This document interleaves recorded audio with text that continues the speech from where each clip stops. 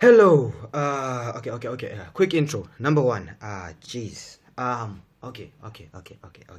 So I'm gonna sum it all up together. We practice penetration testing commonly, but then if you have two devices, that includes your attacking machine and also the victim's machine. If you keep on breaking into the very same machine, you're not exactly improving your skills. So you need to practice breaking into a number of machines for you to actually improve on those skills. So you know that you have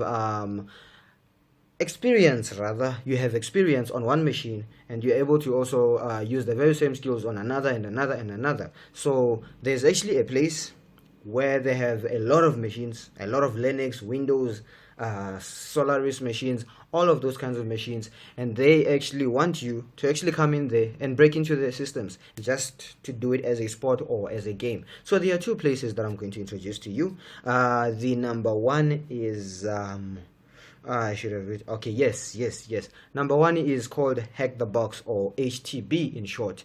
Hack the Box has actually created this thing in a number of ways. They have the proving tests, and they have the metasploitable ones. So the metasploitable ones are basically virtual machines that you have to figure out how to break into. You will never be told whether they have a vulnerability or it's a web-based vulnerability whatsoever. So they'll just tell you to break into it. And then they have tests where you have to actually prove that you're able to perform specific tasks, for instance, to prove that you're good at something like forensics. If you're good at forensics, they can give you a certain file for you to analyze, and you actually have to go ahead and actually analyze the file. Or they can give you a PDF, and they'll tell you to actually find, or rather recover, the password.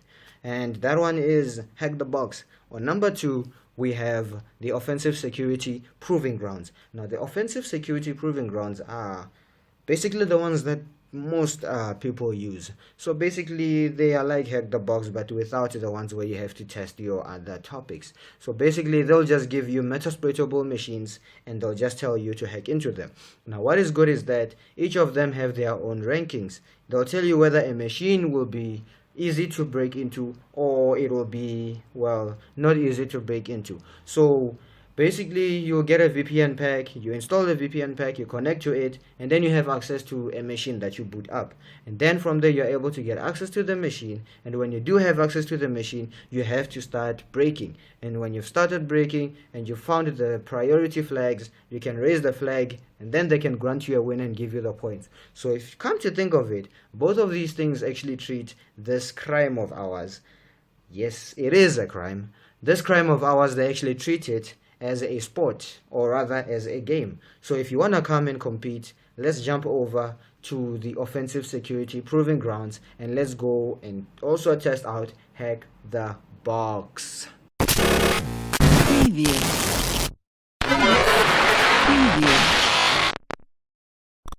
All right, let's jump into this. Okay. Firstly, I have a confession to make. I know I did kind of promised you that I will show you both of them. Yes, I will show you both of them, but for the entire showcasing, I will use the offensive security proving grounds. If you wanna know why, well, honestly speaking, the machines over at Hack the Box are really difficult to break into.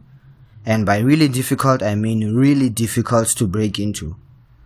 Like really difficult, like extremely difficult.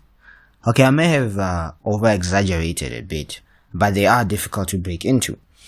But anyways, I'm just gonna show you how the Hack the Box looks like. So I'm gonna go ahead to hackthebox.com. Okay. So now this is the welcoming page. This is basically how it looks. Now, back then, before they made a couple of patches to it, basically, when it came to the registration of this website, when you actually signing up, you had to actually go through a test of whether you are even able to use the site in the first place, meaning that when you were signing up, there was a specific code you have to generate, or rather you have to actually hack into the system so that you can actually end up getting that code and then you use that code to complete the registration, and then you'll be able to prove that you're actually there for the right reason. So that was back then, but now, well, it's pretty simple. Well, now it's just enter your information, username, email address, create a password, confirm the password, then confirm the email, and then you're very much into it. But then they made a couple of changes though, so they don't exactly have that entire test they had before, so that has changed. So this is how it looks inside. You can go ahead and register for this one, but honestly speaking, the machines in here are pretty big. So basically what happens here is that they have machines that have been built. So basically these machines that they have here, the very same machine you're breaking into, someone is also doing it simultaneously to you. So you guys are basically all competing for machines that are actually active. So for instance, static right now may have been broken into by someone else. So the security in there will be upped immediately after that. So it's going to like become a little more difficult. So if you look over at these machines, they have the rankings that have been placed on them. You know, like these ones are easy, hard, and more. And they also have a graphical representation of which ones are much tougher and which ones are much easier. So we have this Windows. It's a Windows machine. You can see by the logo right there. And we have the Linux machines. So you can see that the Windows machine right here is the easy one to break into.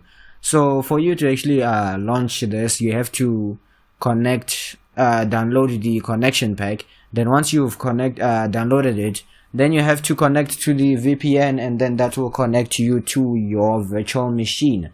And then you pretty much have access to all the virtual machines here that you can actually break into. So this is very much the ones that are there. Now, honestly, if I'm looking at the current highest machine right now, I wouldn't wanna be here right now. I mean, they have this fingerprint machine, and this is at the insane level. Now, this will take me very much 2 days, approximately. So this is very much how Hack the Box is.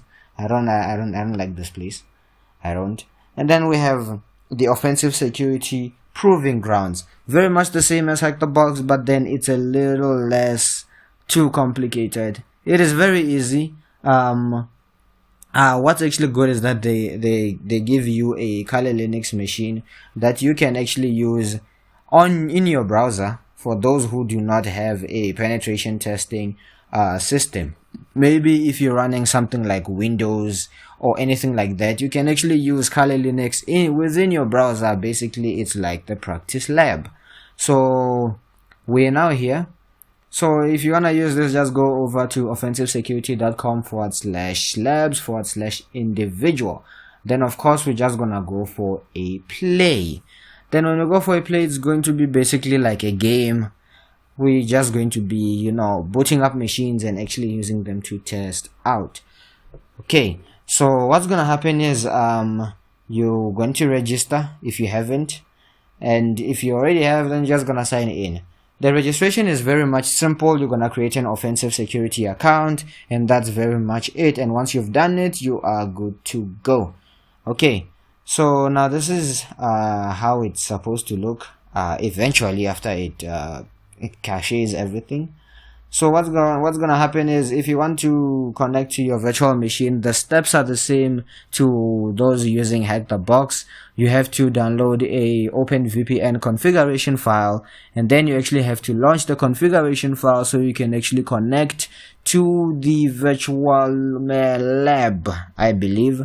So you're gonna connect to the virtual lab, and then you'll have access to your virtual machines. And honestly, you'll only have access to the virtual machines that you have booted up. So you actually have to select a specific machine that you want to run a specific test on. And then once you've done that, then you'll be able to access those machines. Okay, so what you have to do is very much simple. Each person has a different OpenVPN package. So I'm gonna go ahead and download mine. Okay, so with you're just gonna have to go there and click download VPN pack, and then once you do, you will have the VPN pack downloaded. So I'm just gonna go ahead and click that. So it's gonna generate a VPN pack and then run a download for me. So there's the VPN pack. I'm gonna go ahead and download that. Okay, so now it has completely downloaded. It's done, I believe. There it is. PG with 1 there. That's just basically putting the 1 because I've actually downloaded this before. Okay, so I'm gonna go ahead and go. These are the rules of the game. Basically, it's just explaining how everything works out and how you actually launch everything. So for those who do not have a Kali Linux machine or Parrot like me, you can actually connect to Kali and they'll connect you to a virtual Kali Linux machine that you can run on your browser. Basically, as it is shown here, it basically runs in your browser and you can actually use it as if you had a virtual box on your host machine. And how cool is that? Perfect, isn't it?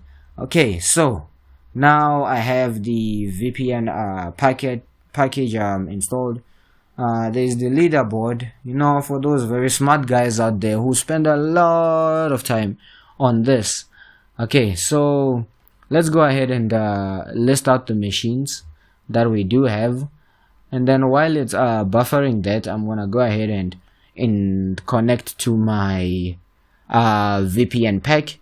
And to connect to the VPN pack, if you go along and check on the file that I just downloaded, it has the file extension OVPN, meaning that this is an open VPN configuration file. So if I want to connect to this file, I have to use OpenVPN.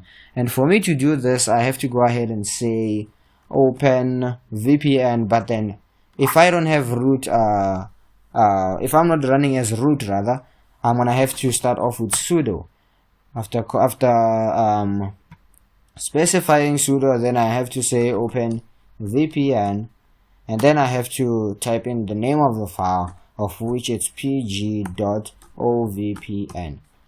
Then just by this, if I hit enter, it will prompt me for my user password. I'm gonna type it in nice and easy, and then once I do, there's an error in the configuration file, help for more info. Okay, let's go ahead and see if we have a problem. Okay, let's do this. Excuse me. Okay, let me quote. Oh no, I'm in the wrong folder. I have to go into the downloads. Downloads. Okay, since I've downloaded the file, it's actually in the downloads folder. Then I can go ahead and use the sudo openvpn pg.ovpn, and then if I launch this, it should be able to run the configuration file and try to initiate a connection to the virtual environment. And then when it says initialization sequence completed, then it just means that I'm now connected to the entire playground, and I believe I am. So now I can see the machines right here. Okay, so these are the machines. They have their rankings: the easy, intermediate, hard. It has all those ones. So I'm gonna try and well, basically I'm not gonna show you everything, so I'm just gonna go ahead to the warm-up. Now the warm-up are basically the easy machines basically. So there's Katana and a number of others. Now I kind of like this one written SAR, so I'm gonna go ahead and boot up this one. So after booting it up, basically, excuse me, something is, oh yes, it hasn't received my connection just yet. Okay. You can only boot up once you have successfully connected to the entire thing. Now let me just disconnect that. Okay, there. Now the one that I just installed is 1, so I'm just gonna tag that one and put it in quotes because I have brackets. Okay, then I'm gonna go ahead and connect to this, and then once I've connected, you can see that that has changed into a connected button. Then I'm gonna go to the warm-up section as I was planning to, and there's Vegeta. Interesting. So I'm gonna go ahead and boot up Vegeta. Okay, so it's gonna take a couple of seconds to actually boot up that machine. So in this terminal, I can now open a new tab, and then in this tab, that's where I can start performing all my reconnaissance and privilege escalations and also the exploitations. Just all I can perform all the hacks in this tab, so I can perform everything here.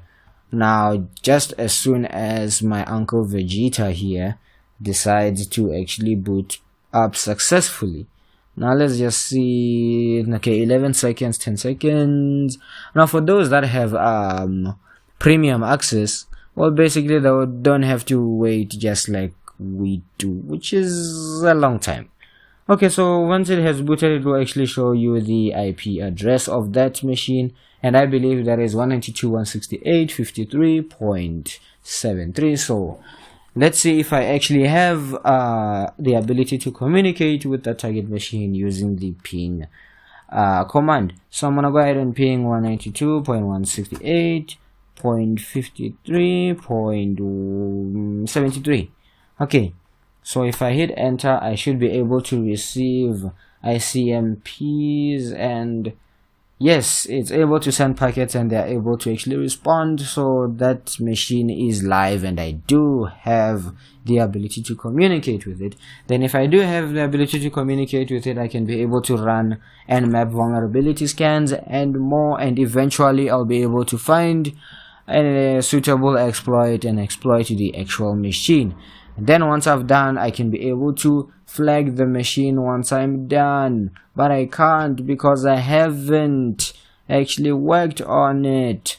So that's basically how the offensive security proving grounds works. Now with Hack the Box, the very same steps do apply, but the only difference is the machines that you actually get on Hack the Box are no child's play. Those ones will whoop your arse. Those ones are very much difficult to break into.